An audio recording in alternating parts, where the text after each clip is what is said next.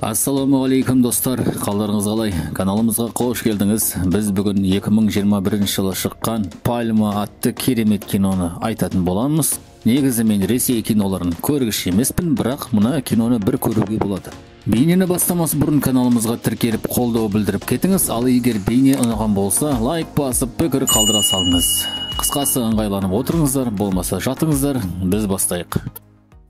Игорь деген кісі өзінің Пальма деген итімен аэропортқа асығып бара жатады. Бизнес бойынша басқа елге ұшу керек екен, бірақ самолетқа мінейін деп жатқанда қызметкерлер итпен кіруге болмайды дейді. Игорь өз итін қимайды, қанша рет сөйлесіп тұрса да рұқсат етпейді. Амал жоқтықтан Игорь ана итін алдап өзі самолетқа мініп ұшып кетеді. Сөйтіп ана овчарка ит жалғыз қалып қояды. Ол жерде тұрған стюардесса қызметкерлер итке жаны ашиды. Самолет ұшысымен ит самолеттің артынан қуады. Не десе де өз иесін қимайды. Артынан ол итті қызметкерлер келіп алып кетпекші болады, бірақ ана ит қашып жергілікті көлік жөндегіш Тихонов деген кісінің қарамағына келіп тығылып қалады. Қызметкерлер келіп итті таба алмаған соң кетіп қалады. Тихонов ақырын сығалап итпен амандасқандай болады. Төбеден бір самолет жерге қона бастайды.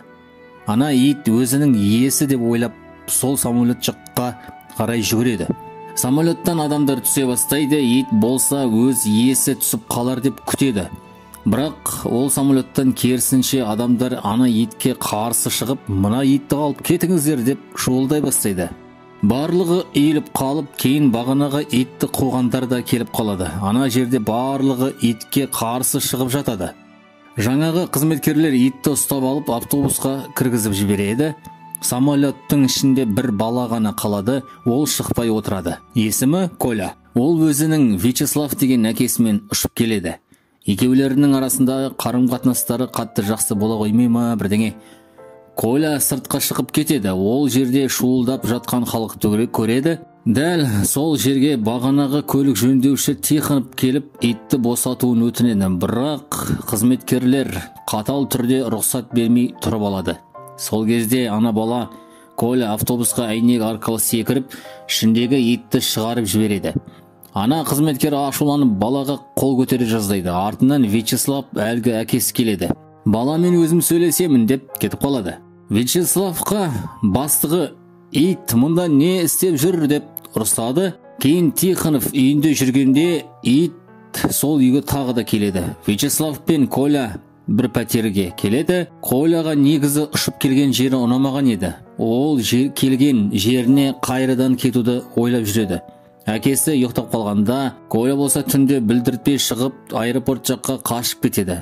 Ол жақтан билет ала алмаған соң самолетқа білдіртпей кірем деп ойлайды. Сол кезде полиция қызметкерлері келе жатқан байқап тығылып қалады. Дәл сол кезде әлгі ит келіп ана балаға үре бастайды. Полиция сол жаққа қарай келеді. Коля мен ит екеуі қаша жөнеледі. Таңертең әкесі уайымдап Тихоновтың қарамағына келіп Коляны сұрайды. Сөйтсе екеуі түнде Тихоновтың жұмысының қарамағына келіп ұйықтап қалған екен. Әкесі сәл ашуға беріліп балаға ұрса бастайды. Бірақ сол кезде ит ол баланы қорғаштап үреді. Вячеслав болса пилот болып жұмыс жасайды. Менде рейс деп кету керек деп тұрып алады. Тихонов болса оған чемоданын беріп, сіз барыңыз, кешігесіз. Ал мына бала менде бола берсін дейді. Содан бастап Коля мен ана иттің арасында жаңа достық өмір басталады. Тихонов келіп оларға тамақ пісіріп береді. Самолеттен түскен адамдарды күтіп алушы болып жұмыс жасайтын стюардессаның біреуі Тихоновтың қызы екен. Ол ең басында Игорь деген иттің тастап кеткен адамды таниды екен. Қыз әкесімен сөйлесіп жатқан кезде ана ит тағы да жүгіріп кетеді. Сонда Тихонов ол ит әрі самолетті көрген сайын солай жүгіреді дейді. Сөйтіп қыз оларға айта бастайды. Ол иттің иесі кеше ұшып кетті, ал итті бірге алмады дейді. Бала ол иттің атын сұрайды. Ана қыз нақты есімде қалмады, Пальма сияқты дейді. Баланың жаны нәзік. Ол аэропортқа барып, иттің тастап кеткен адамның адресін сұрастырады. Ол кісіге хат жазайын дегенмін. Ит қатты сағынып жүр дейді. Ол кісінің келгенін қалаймын дейді. Артынан бір полиция қызметкері келіп кеттік дейді. Ана ит тағы да самолетте түскен адамдарды қарап жүреді. Аэропорттан адамдарды қарай бастағанда әлгі ит қуғыштар тағы да келеді. Ит қашады және аэропорт жаққа қарай кіріп кетеді. Ішінде жүргенде өзінің иесі Игорьға ұқсайтын біреуді көріп, артынан қолын иіскеп қалады. Бірақ басқа адам болып шығады.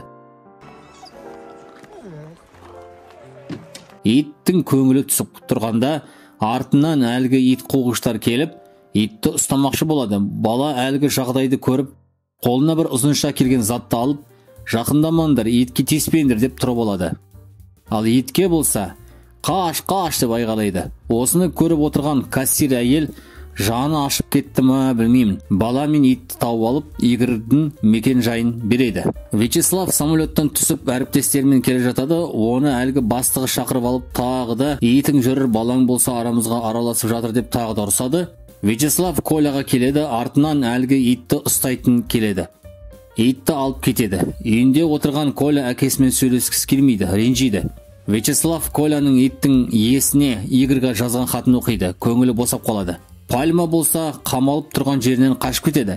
Вячеслав сәл көп ойланып, Коля екеуі итті алып кетейік деп шешеді. Бірақ келсе, ит қашып кеткен екен. Вячеслав пен Коля екеуі таңертең аэропорт самолет жақты қарайды. Бірақ ол жақта жоқ екенін байқайды. Бір уақытта белгісіз жақтан Пальманың жүгіріп келе жатқанын көреді. Пальма болса әлгі иесі келді мекен деп тағы да самолет жаққа бет алады. Осы итті қайра байқаған халық арнайы репортаж түсірейік, мүмкін жаңалықты көріп иесі келіп қалар дейді. Самолеттан түскен адамдар бірден ана итті газет арқылы тани бастайды. Күндер өтіп жатады, ал Пальма сол қалпы өз иесін күтумен отырады. Ал Коля мен әкесі ақырын татула бастайды. Тағы итті қуған адамдар келіп, біз итті алып кетеміз, бізге бұйрық келді. Ит осыдан бастап далада арнайы салынған орында жататын болатын дейді. Сол жерге итті кіргізген соң білмедім, уайымнан ба, әлде ауа райынан ба, Пальма ауырып жатып қалады. Коля қасына барып жылап, түні бойы бірге қонып шығады. Таңертең ит оны жалап жатады. Содан Коля оянып, мәз болып итті құшақтайды. Жаңбырдың астында қалған Коля үйіне келіп жылынып тамақтанып алады. Ал Пальмаға Вячеслав жақсы қарай бастайды. Екінші күні Вячеслав итті жіберу керек иесіне, қайтару керек дейді. Бірақ итке бауыры басып болған Коля, ит менің досым, мен итті ешкімге бермеймін дейді. Әкесі ақырын айтып көндіреді. Екеуі Пальманы алып, иттің иесі Игорьді самолеттен күтіп тұрады. Дәл келетін күні болған екен, Игорь самолеттен түсісімен әлгі күтіп жүрген итін көріп, қасына барып кешірім сұрап шақырады. Бірақ Пальма сәл ренжіген болу керек, ойлана иесіне қарай барады. Бірақ бұрылып Коляға қарап қояды. Бала итті қимай иесіне береді. Пальма болса, ол да Коля жаққа бұрылып қарайды. Коляның әкесі Игорьмен сөйлесіп, итті балаға қалдыруын өтінеді. Өз көлігімді берейін, бірақ итті бізге беріңізші деп өтінеді. Игорь болса, қойыңызшы, бұл жай ғана ит. Мәселе ақшада емес, бірақ итті де бере алмаймын дейді. Кейін Игорь итін алып кетем деп самолетқа мінбекші болады. Бірақ ит жүрмей тұрып алады. Сөйтсе, ана ит Коляға бауыры басып қалған екен.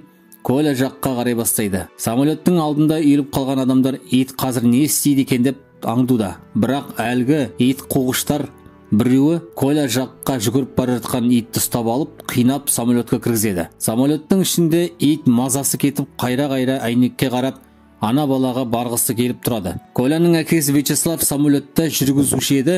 Ол бірден қосылып тұрған самолетті өшіріп, біз ешқайда бармаймыз дейді. Жұмыстан қусаңдар да бәрібір дейді. Барлығы сол баланың көңілі үшін ғой. Әкесі баласы үшін не істемейді. Кейін Вячеслав самолеттен түсіп кетеді. Оның бастығы әлгі әйел қатты ашулануда. Стюардессалардың біреуі Игорьға келіп, сізде итті кіргізуге құжатыңыз бар ма дейді. Игорьдің бизнестегі әріптесі кетеміз бе, кетпейміз бе деп ашуланады.